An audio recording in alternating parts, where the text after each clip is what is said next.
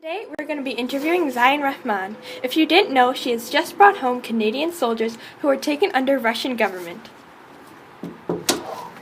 Hi! Thanks for doing an interview with us. No worries. So, how excited are you to be doing this interview? Very. What's something unique about you? I have 6 toes and 1 foot. Oh, cool. Your questions are cool. What's the most recent gift you got? Makeup? What book are you reading right now? Sarah Desmond's Ain't Anything. It's a really good book. You should read it. So Zion, tell us what you do.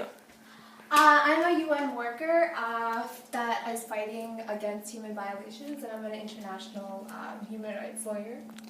Did you always know that you were interested in pursuing this career? Actually, I was in my grade 10 careers class, and I was sitting beside a boy who was really chatty, and I kind of don't even remember what happened. And between all these chaos, I learned that I was interpersonal, did so many skills and quizzes, and I found out a lot of things about myself, including that I'm interpersonal, which means that I like working with groups of people, interacting with them, and speaking in front of large groups of people and persuading them to see a different point of view.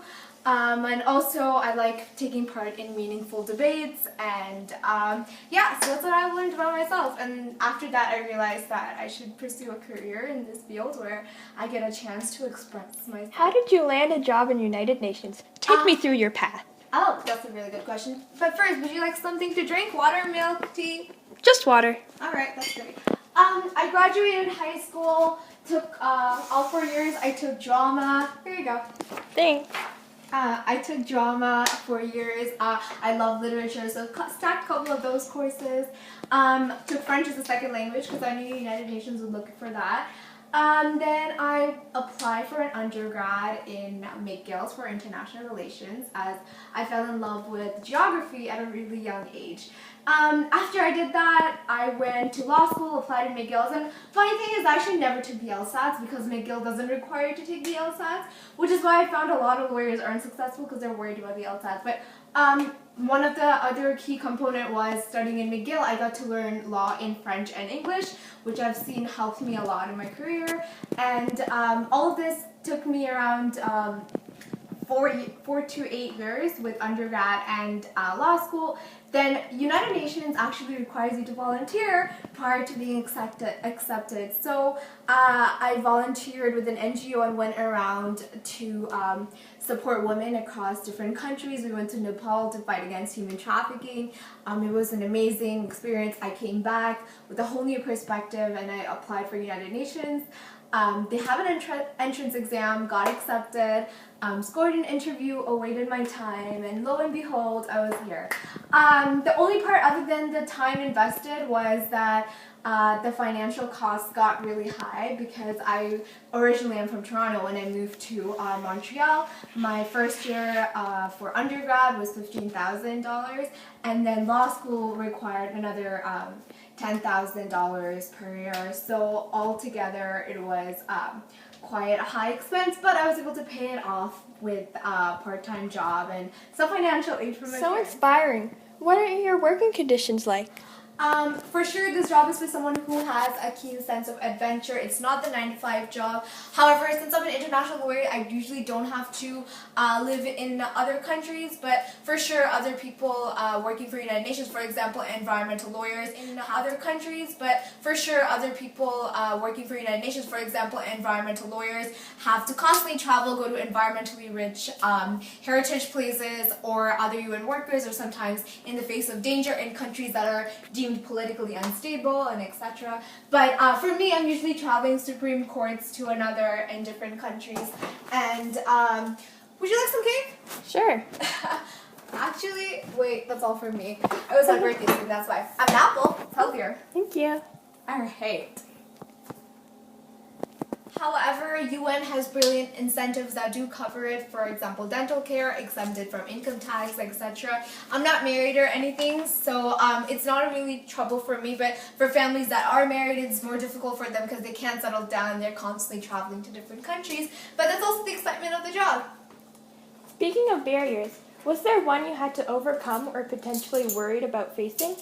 Actually, yes, the UN's cutoff age is 32, and by the time I finished law school and had a specialty and everything like that, I was nearing that age, and I was worried that if I didn't get in, I won't have time to try it again, but luckily I got in. Why do you think someone should choose this job? I think that this job is super rewarding, and I've been passionate about global issues and political affairs since I was a child. I understood the importance for this and for the people who don't have a voice and how they're depending on us to be safe from inhospitable environments. And not only that, UN work provides you a chance to feel like you're making an impact on the world, and maternal leave for UN is a year with full pay, and if you have a dependent spouse or anything like that, or if your partner is working, they also increase your amount of pay.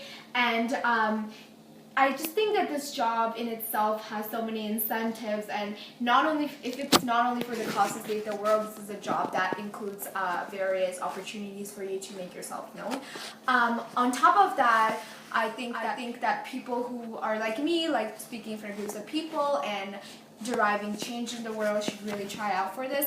However, if you are someone who likes stability or a 9-to-5 job, this isn't quite for you, because most of UN works are contract based, and once it ends you either have to renew or find a new job. However, I think all the other benefits of this job makes up for it.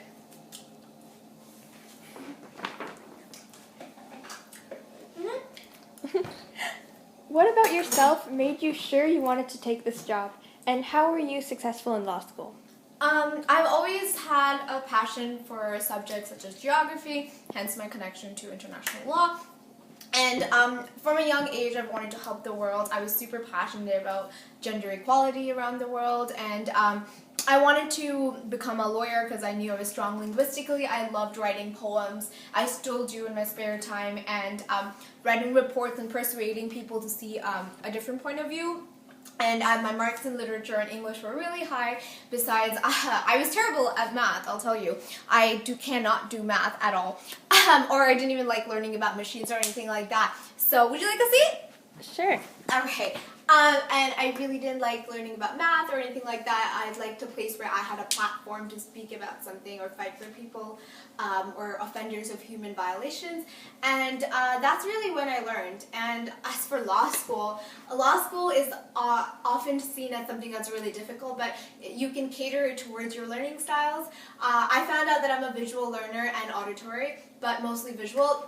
And for me to be a visual learner, I would highlight key terms so that I'd see it. I'd write down ideas as well so that I could see it on paper.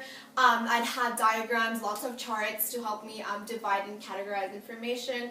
And honestly, before exams, I'd use outlines so that I'd be able to easily interpret the information and see it divided on a sheet of paper. Okay.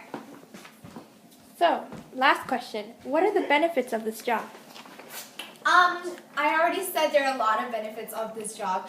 Like I previously mentioned, you're exempted from income tax, and not only that, you get free dental coverage. If you're moving with your family, all your domestic affairs are covered. And if you're traveling or you're going around the world, your hotels are honestly the best hotels they'll put you in. You get holidays. 10 paid holidays, and honestly, I think you get to go vacation per year, 30 days, so a month of vacation, 30 days in a year. Sorry, can I tell I'm not good at math? So, before we go, one last thing. What advice would you give to others? If you want to come into this job, I would tell you that you should practice your literacy skills, because these are tested really strongly and important. Make sure you keep writing, and if you really want to get a sense of how United Nations work, try Model UN. It's a club that's offered in all high schools. Volunteer. UN looks for volunteers a lot. Even if you aren't working for UN, you can do internships here or you can volunteer here so that you have easier access and get exposure to this. Also, you can volunteer in a family's house, because I did not want to be a lawyer. I volunteered in my grandfather's firm, found out I loved it, and decided that that's a career for me. So maybe you guys should be going out and trying different things. Honestly, it's not too late to ever try out something. UN is so rewarding, and it is definitely meant for people who like to bring a change to the world. I think, French. Make sure you guys take a second language, Spanish, Arabic, Chinese, or French. Those are really important languages, and you do have a higher demand if you have a second language bilingual certificate. Other than that, keep fighting for those who don't have a voice, and I think that'd be it. Thank you so much. Bye. All right, it's locked. 1 second. No problem.